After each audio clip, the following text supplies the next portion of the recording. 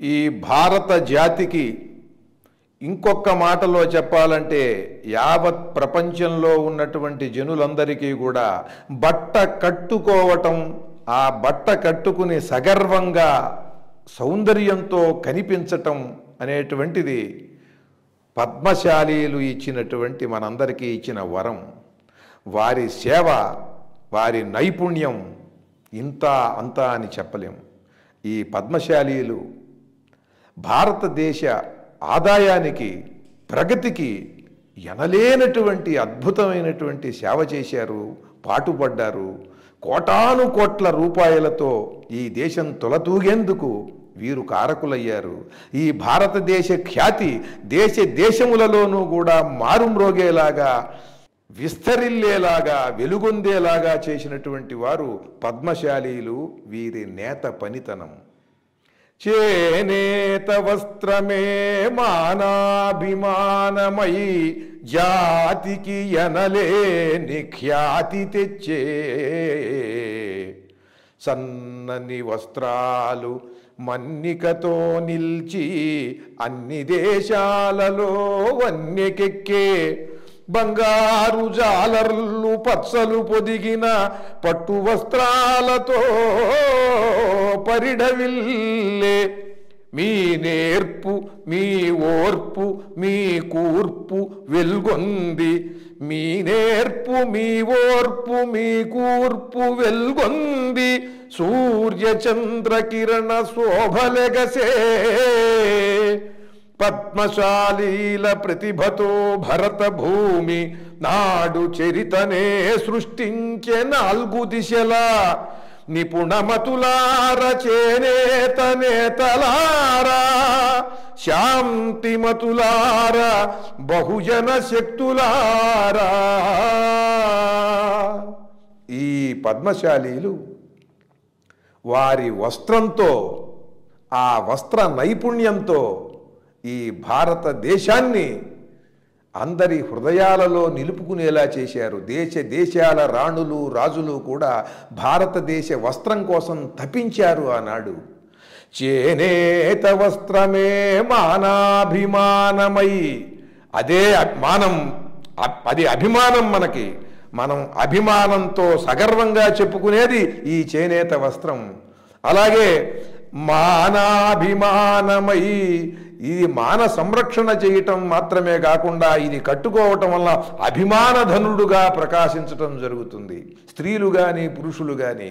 చేనేత వస్త్రమే మానాభిమానమై జాతికి ఎనలేని ఖ్యాతి తెచ్చే, సన్నని వస్త్రాలు మన్నికతో నిల్చి అన్ని దేశాలలో వన్యకెక్కే. ఇంత సన్నగా నేయటం అనేటువంటిది ఏ దేశంలోనూ ఎవరికీ చేత కాదండి.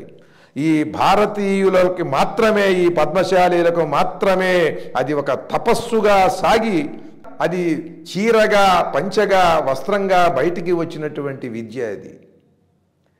ఏ దేశం వారైనా సరే ఎగబడేవారు భారతీయుల ఈ పద్మశాలీలు నేర్చినటువంటి వస్త్రాల కోసం. సన్నని వస్త్రాలు మన్నికతో నిల్చి, సన్నగా నెయ్యటం మాత్రమే కాదు, అది మన్నిక కూడా అలా అద్భుతంగా ఉండాలి. ఇవాళ అగ్గిపెట్టెలో పట్టేటువంటి చీర నేస్తున్నారు. చీర మొత్తం అగ్గిపెట్టెలో పడుతుంది, కట్టుకుంటే చాలా మన్నికగా ఉంటుంది. అదేదో ఒకసారి కట్టుకుని తీయంగానే ఎక్కడికెక్కడ దారాలుగా విడిపోదది. అది మళ్ళీ సంవత్సరమో, 2 ఏళ్ళో, 3 ఏళ్ళో, 10 ఏళ్ళో ఒక పట్టు చీర ఎలా అయితే ఉంటుందో, కంచి పట్టు చీర అంత గట్టిగాను దృఢంగాను అది మన్నికగా కూడా ఉంటుంది. సన్నని వస్త్రాలు మన్నికతో నిల్చి అన్ని దేశాలలో వన్యకెక్కే, బంగారు జాలర్లు పచ్చలు పొదిగిన పట్టు వస్త్రాలతో పరిఢవిల్లే. రాణులు ధరించేటువంటి వస్త్రాలు ఒక్కసారి ఊహించుకోండి. రాజులు, రాజాధి రాజులు, చక్రవర్తులు వారు ధరించేటువంటి వస్త్రాలని ఒక్కసారి ఊహించుకోండి. అలాగే వారి తలపాగాలు, వాటికి ఉండేటువంటి కుచ్చులు, అక్కడ దాకా ఎందుకు, వారి అంతఃపురంలో ఉండేటువంటి తెరలు, ఆ పరుపులు, వాటిపైన వేసినటువంటి దుప్పట్లు, వాటి యొక్క మృదుత్వము, ఆ నునుపు, ఆ మన్నిక, ఆ మెత్తదనం, అదంతా కూడా వీరి విద్య.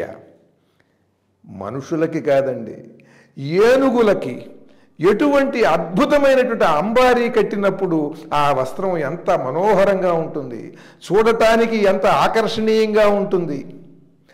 దానికి ఆ వస్త్రానికి రత్నాలు పొదిగి, వజ్రాలు పొదిగి, ముత్యాలతో అలంకరించి ఇవన్నీ చెయ్యాలి అని అంటే ఆ జాతికి ఎంత వైభవం ఉండాలి, ఎన్ని విద్యలతో, ఒక చిత్రకళతో, శిల్పకళతో, లోహకళతో, ఎన్ని విద్యలతో వీరికి అనుబంధం ఉండాలి, సాంగత్యం ఉండాలి, ప్రవేశం ఉండాలి, ప్రావీణ్యం ఉండాలి. గుర్రానికి, రాజుగారి గుర్రానికి ఎటువంటి అలంకరణ చేశారు, ఆ వస్త్రాలు ఏమిటి, ఇవన్నీ చూసినట్టయితే మనకు ఆశ్చర్యపోతాం. అంత పరమాద్భుతమైనటువంటి నైపుణ్యం ఉన్నది వీరికి, ఈ పద్మశాలులకి. బంగారు జాలర్లు పచ్చలు పొదిగిన పట్టు వస్త్రాలతో పరిఢవిల్లే, మీ నేర్పు మీ ఓర్పు మీ కూర్పు వెల్గొంది సూర్య చంద్రకిరణ శోభలెగసే.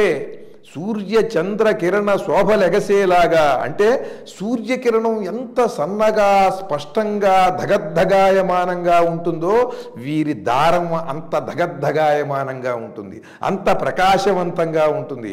అలాగే చంద్రకిరణం ఎంత మృదువుగా ఆహ్లాదకరంగా ఉంటుందో వీరు నేసినటువంటి ఆ పట్టు వస్త్రంలోని ఆ నూలు పోగు అంత ధగద్ధగాయమానంగా సుందరంగా ఆహ్లాదభరితంగా ఉంటుంది. సూర్య చంద్ర కిరణ శోభలెగసే. సూర్యుణ్ణి ఒక పత్తి ముద్దగా, చంద్రుణ్ణి ఒక పత్తి ముద్దగా తీసుకుని దాని నుండి దారాలుగా ఆ కిరణాలు తీసి నేసినట్టుగా నేశారండి. దానికి ఎంత నేర్పు కావాలి, ఎంత ఓర్పు కావాలి ఆ కూర్పుకి.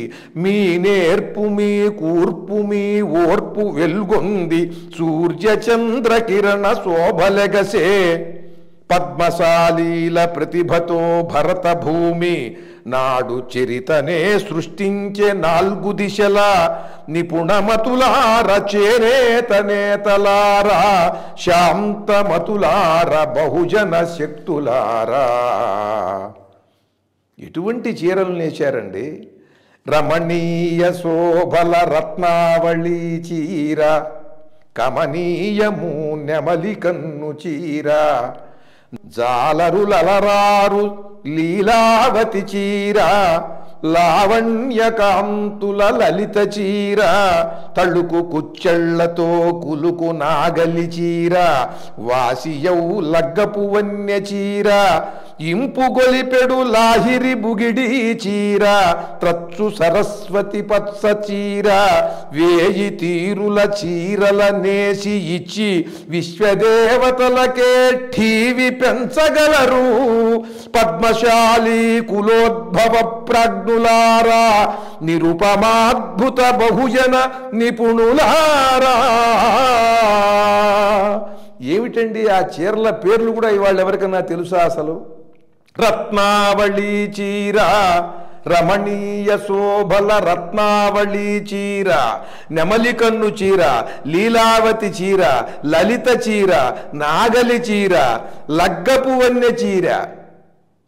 లగ్గానికి కట్టేటువంటి చీరండి. అన్ని కులముల వారు ఆస్తులు అంతస్తులకి సంబంధం లేకుండా పెళ్లికి అది మాత్రమే కట్టుకుని లగ్గపు వన్నె చీర.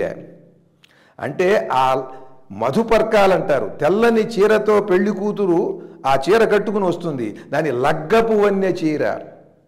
లాహిరి బుగిడి చీర. లాహిరి బుగిడి చీర ఏమిటండి అసలు, ఆ పేరేమిటి? సరస్వతి పచ్చ చీర.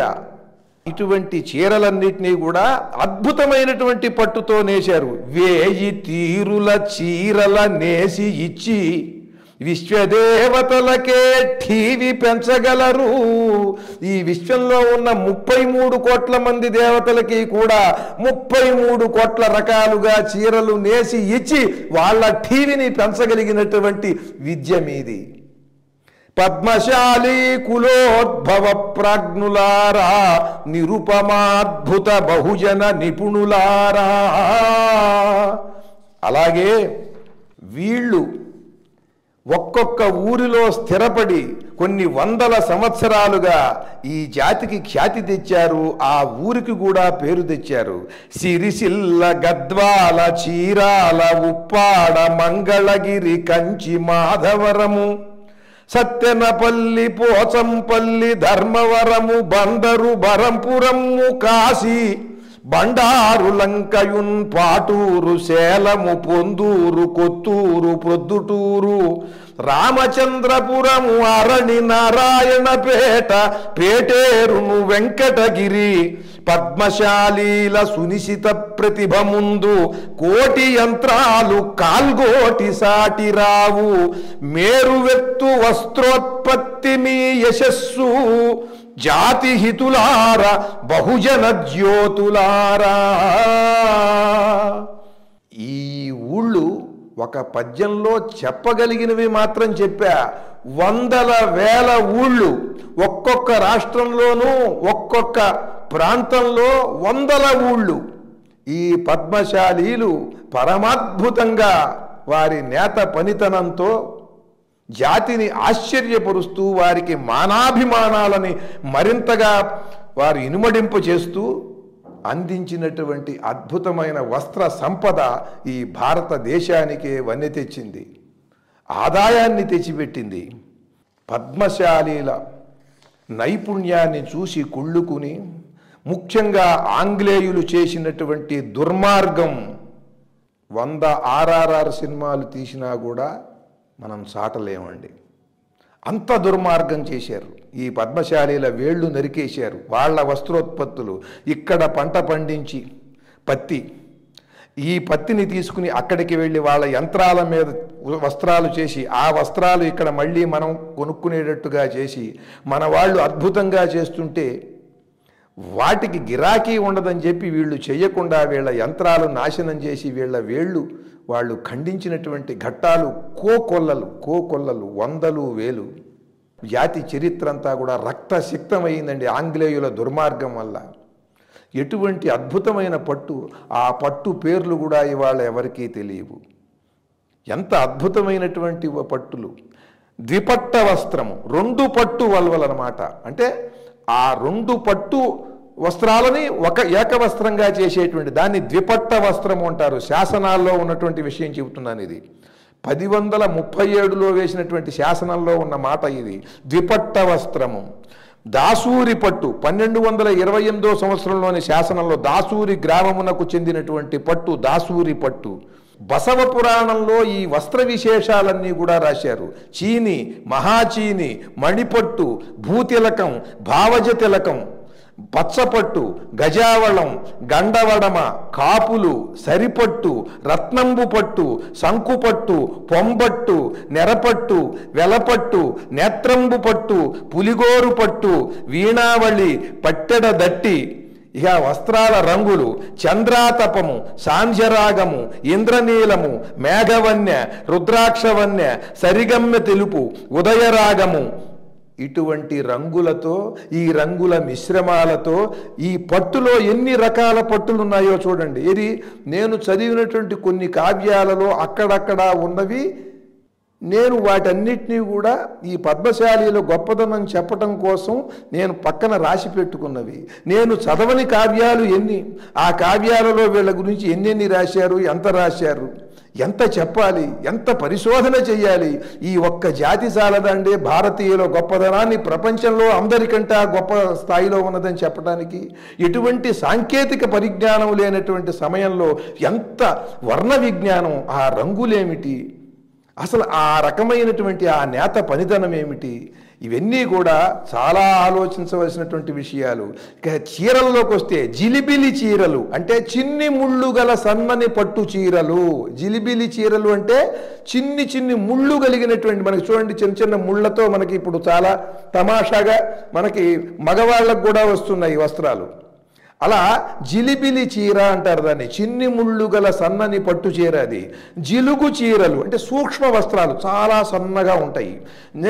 జరబాజు చీరలు వెండి జరీతో నేసినటువంటివి, వెండి జరీతో చేసేవి వేరు, బంగారు జరీతో నేసేవి వేరు.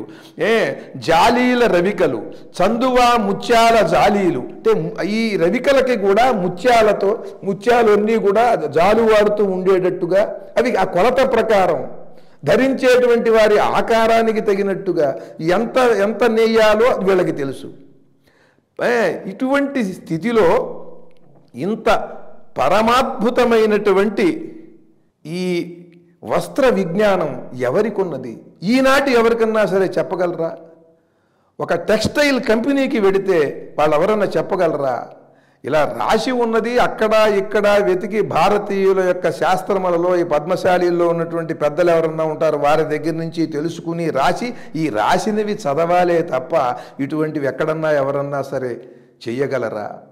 ఇంత పరమాద్భుతమైనటువంటి వస్త్రోత్పత్తి చేసి ఈ భారతీయ సంస్కృతి సంప్రదాయాలను నిలబెట్టి ఆర్థికమైనటువంటి పటిష్టతని ఈ దేశానికి కలిగించినటువంటి ఈ పద్మశాలి సోదరులందరికీ కూడా హృదయపూర్వకంగా జేజేలు అర్పిస్తూ, మనకి సిరిసిల్లలో ఒక కార్మికుడు అగ్గిపెట్టెలో నేసినటువంటి అద్భుతమైనటువంటి పట్టు చీరని తీసుకుని వచ్చి ఇక్కడ మన నాయకులకి ఇవ్వటం, దాన్ని ప్రదర్శించటం మనం టీవీల్లో కూడా చూసాం. ఆ తరువాత మొన్ననే కొందరు పద్మశాలి మిత్రులు, పద్మశాలి విద్యలో విద్వత్తు కలిగినటువంటి వారు, ఈ భారతీయ సంస్కృతి సంప్రదాయాల పట్ల భక్తి ప్రపత్తులు కలిగినటువంటి వారు ఒక ఊరంతా కూడా పరిస్తే పట్టేటువంటి చాలా పొడవైనటువంటి ఒక చీర, పట్టు చీర నేసి ఏకవస్త్రం, అది ఒకటే ఒక వస్త్రం, ఈ చివరి నుంచి ఆ చివరకు ఉండేటువంటి ఆ అద్భుతమైనటువంటి పట్టు వస్త్రం మీద శ్రీమద్ రామాయణంలో ఉన్నటువంటి దివ్య ఘట్టాలన్నింటినీ కూడా చాలా చక్కగా వారు నేత పనితో వాటిని వ్యక్తం చేసి చక్కని చిత్రకళగా పొందుపరిచి మనకు అందించారు. అయోధ్యలో రాముల వారికి సీతమ్మ వారికి సమర్పించడానికి ఆ మహానుభావుల యొక్క భక్తికి, ఆ నేత పని తపస్సుకి నమస్కారం. ఎంత తీవ్రమైనటువంటి రామభక్తి, సీతమ్మ వారి మీద భక్తి లేకపోతే ఆ పని చేస్తారండి. ఆ పద్మశాలీలందరికీ, వారికి నాయకత్వం వహించినటువంటి వారికి అందరికీ హృదయపూర్వకంగా నమస్కరిస్తున్నా. ఇది భారతీయ సంస్కృతి సంప్రదాయాలను నిలబెట్టవలసినటువంటి విధానం. ప్రతి వృత్తి వారు కూడా ఈ భారతీయ సంస్కృతి సంప్రదాయం మయం చేసేయాలి వారి వృత్తిలో ఉన్నటువంటి ఆ విద్యని. అలా మొన్న అయోధ్యలో ఆ సీతారాములకు అంత పరమాద్భుతమైనటువంటి పట్టుచీర నేసి రామాయణంలోని ఘట్టాలన్నీ కూడా చూడగానే అందరికీ కూడా ఆనందము ఆశ్చర్యము కలిగే విధంగా ఆ నేత పనితో చిత్రించి అందించినటువంటి వారికి హృదయపూర్వకంగా శుభాకాంక్షలు తెలియజేస్తున్నాను. జై తెలుగు, జై జై తెలుగు.